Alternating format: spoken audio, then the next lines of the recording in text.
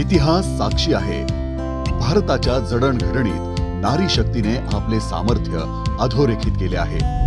शिक्षण, आरोग्य, विज्ञान तंत्रज्ञान, ग्रामविकास, राजकारण, प्रशासन, संरक्षण, कला, साहित्य, खेळ, उद्योजकता अशा सर्वच क्षेत्रांमध्ये भारतीय महिला स्वकर्तृत्वाच्या जोरावर उत्तुंग भरारी घेत आहेत आणि त्यांच्या याच पंखांना बळ देण्यासाठी केंद्र व राज्य सरकार विविध योजनांच्या माध्यमातून सकारात्मक पावले उचलताना दिसत आहे.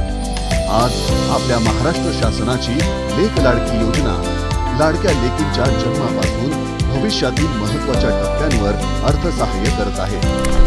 लाडकी बहीण योजना महिलांना आर्थिक पाठबळ देत आहे. महिला सन्मान योजना एसटी प्रवासात महिलांना 50% सूट देत आहे. अन्नपूर्णा योजना महिलांचा स्वयंपाकाचा खर्च कमी करत आहे. तर बळीराजा मोफत वीज योजना महिला शेतकऱ्यांवरील वीज बिलाचा भार कमी करत आहे.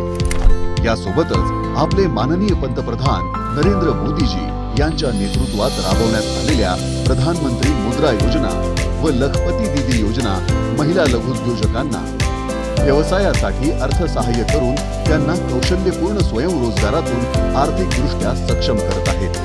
अभिमानाची गोष्ट म्हणजे महिलांना लोकसभा व राज्यसभेत 33% आरक्षण देणारे नारी शक्ती वंदन विधेयक एकमताने मंजूर झाले असून या ऐतिहासिक निर्णयामुळे भारतीय महिलांचा राजकीय सहभाग वाढणार आहे. थोडक्यात नव्या भारताच्या विकास यात्रेत महिला सक्षमीकरणाला चालना देणारी ही सकारात्मक विचारधारा देशाला सशक्त, समृद्ध आणि उज्ज्वल भविष्याकडे घेऊन जाणारी आहे. चला आपण सगळे मिळून महिला सक्षमीकरणाला, सशक्तीकरणाला पाठबळ देऊया. आंतरराष्ट्रीय महिला दिनाच्या हार्दिक शुभेच्छा.